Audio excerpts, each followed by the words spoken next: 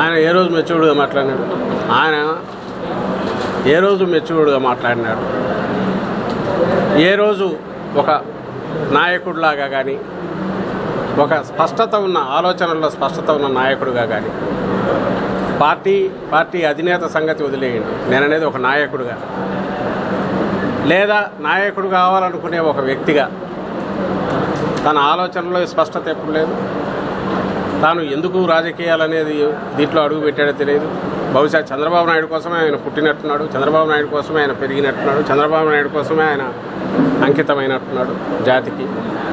బహుశా చంద్రబాబు నాయుడు ఆయన పార్టీ ఈ ఎన్నికలతో అంతం కావడంతో ఈయన రాజకీయ అంకం కూడా ఆయనకి ముగుస్తుందని నాకు అనిపిస్తుంది. ఎందుకంటే ఈయనకు వేరే తెలియదు.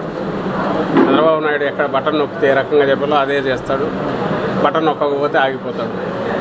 ఆయన నోట్లోంచి వచ్చే మాటలు చంద్రబాబు నాయుడు ఏం చెప్పమంటే చెప్తాడు, వద్దంటే ఆగుతాడు.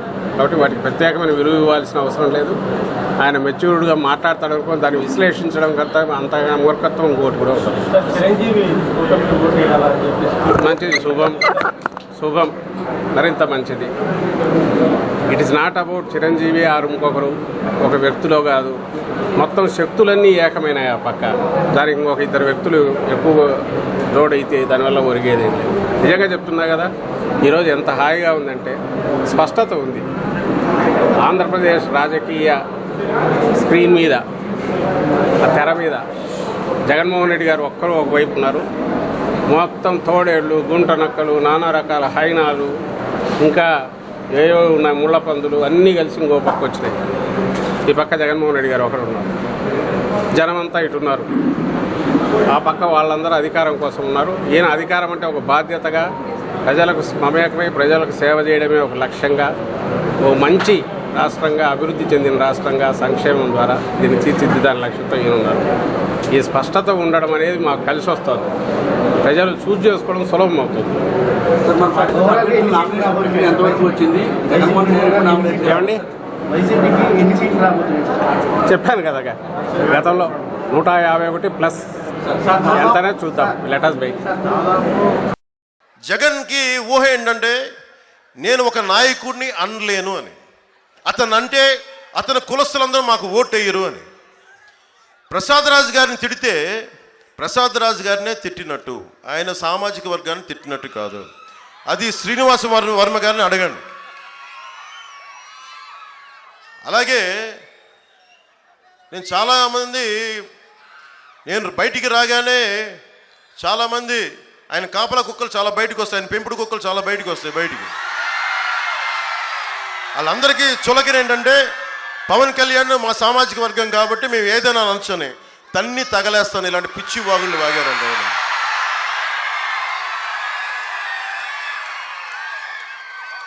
మేము కాపు డాష్లండి అంటే పట్టకార పెట్టి 4 బయటికి లాగుతాను. జాగ్రత్త, పిచ్చి మాటలు మాట్లాడకండి. పోన్లే కదా అని చాలాసార్లు వదిలేస్తూ ఉంటా. అలాగే సజ్జల రామకృష్ణారెడ్డి గారు ఈరోజు మాట్లాడుతా, వైఎన్ కాలేజీలో చదువుకొని చిన్న స్థాయి నుంచి వచ్చి ఎదిగిన వ్యక్తి ఈరోజున్న పవన్ కళ్యాణ్ అనే వ్యక్తిని మీ ముందు నిలబెట్టి ఎన్డీఏ కూటమికి బలంగా వెన్నెముకలా తయారయ్యాడంటే అది చిరంజీవి గారి పుణ్యం, మెగాస్టార్ చిరంజీవి గారి పుణ్యం. నర్సాపురం వాస్తవ్యులు, కాలేజీలో చదువుకున్నవాడు. ఆయన కూర్చొని ఎంతమంది వచ్చినా ఏం చేయరు అని మాట్లాడుతూ ఉన్నారు సజ్జల రామకృష్ణారెడ్డి గారు. సజ్జల రామకృష్ణారెడ్డి గారు కూడా చెప్తున్నా, మీరందరికీ డబ్బులు ఎక్కువైపోయినాయి, మీ అందరికీ అధికారం ఎక్కువైపోయింది, నోటికి ఏది వస్తే అది మాట్లాడటం అలవాటైపోయింది మీకు. రజనీకాంత్ వచ్చి, సూపర్ స్టార్ రజనీకాంత్ గారు వచ్చి చంద్రబాబు గారి కోసం పాప ఆయన బాగుండాలని బర్త్డే విషెస్ చెప్పి ఆయన చెప్తే ఆయన్ని కూడా తిట్టేస్తారు వీళ్ళు. మొన్నదాకా మెగాస్టార్ చిరంజీవి గారు పాపం ఆయన ఏదైనా పాలసీలు చెప్తే బాగున్నాయని ఎంకరేజ్ చేసినప్పటి వరకు చిరంజీవి గారు మంచివాళ్ళే. కానీ ఈ రోజున చిరంజీవి గారు జనసేనకి 5 కోట్ల రూపాయలు ఇచ్చి వారి అబ్బాయి రామ్ చరణ్ నువ్వు కూడా డబ్బులు ఇవ్వాలని చెప్పి జనసేనకి నిలబడాలని చెప్తే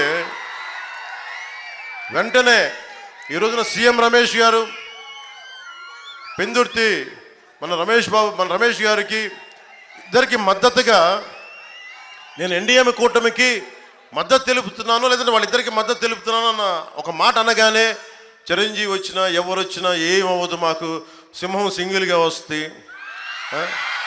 వాళ్ళు సింహాలు అంటాయి. ఒక్కసారి మీ ముఖాలు చూసుకున్నారు, అర్థంలో మీరు సింహాల్లా ఉన్నారా? మీరు గుంట నక్కల సమూహంలా ఉన్నారు తప్ప మీరు సింహాలా? మీరు సింహం ఎలా ఉంటుందో చెప్తాను మీకు, అది గడ్డం గీసుకోదండి.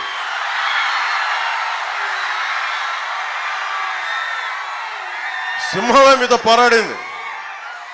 అంటే గుంట నక్కలు, హైనాలు, తోడేళ్ళు ఎన్ని వచ్చినా మేము సింగిల్గా వస్తా ఉంటే, బాబు సజ్జల రామకృష్ణారెడ్డి నీకు నా సంగతి తెలియదు. నీకు నేను ప్రతిరోజు జగన్ కూడా చెప్తున్నా,